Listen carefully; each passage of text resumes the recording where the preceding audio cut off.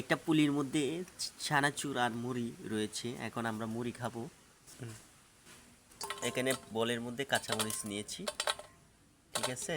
আর তারপরে পেঁয়াজ, তারপরে লেবু, তারপর অরিজিনাল গাছ থেকে আদা তুলে নেব।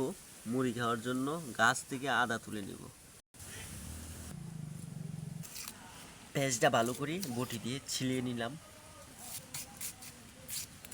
ভালো করে কচি কচি করে পেঁয়াজ কেটে নিলাম। তারপর এই যে অল্প কয়েকটা কাঁচামরিচ কেটে নিলাম।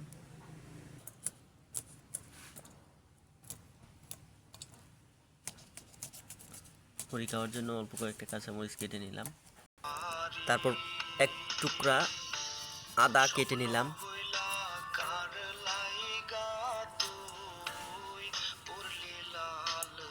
দেখো ওই জায়গায় বাবা বলে মনে, হ্যাঁ এই যে এক টুকরা আদা কেটে নিলাম তার জন্য। তারপর এক টুকরা লেবুর ছাল টুকরো টুকরো করে বটি দিয়ে কেটে নিলাম।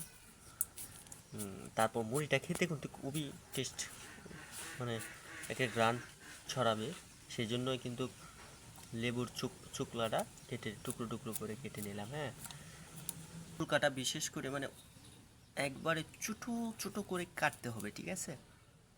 তারপর কেটে বলের মধ্যে রাখো। তারপরে সরিষার তেল লাগবে, লবণ লাগবে।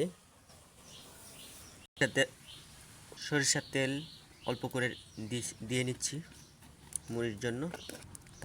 লবণটা অল্প করে দিয়ে দিচ্ছি পরিমাণ মতো। এই যে মুড়ি অরিজিনালি যে বোম্বাই চানাচুর, ঠিক আছে। এই ওগুলোর মধ্যে মিক্স করে দাও।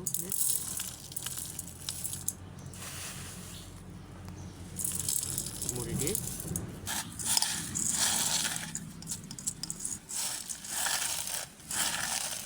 ভালো করে মাখায় নিতেছি, ঠিক আছে। সব কিছু দেওয়া শেষ, এখন পুরো মুড়িটা ভালো করে মাখায় নিতেছি।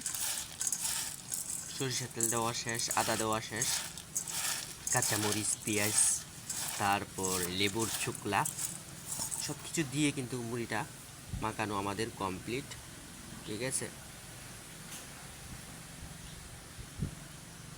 তো সবাই ভালো থাকবেন, সুস্থ থাকবেন, আল্লাহ হাফেজ।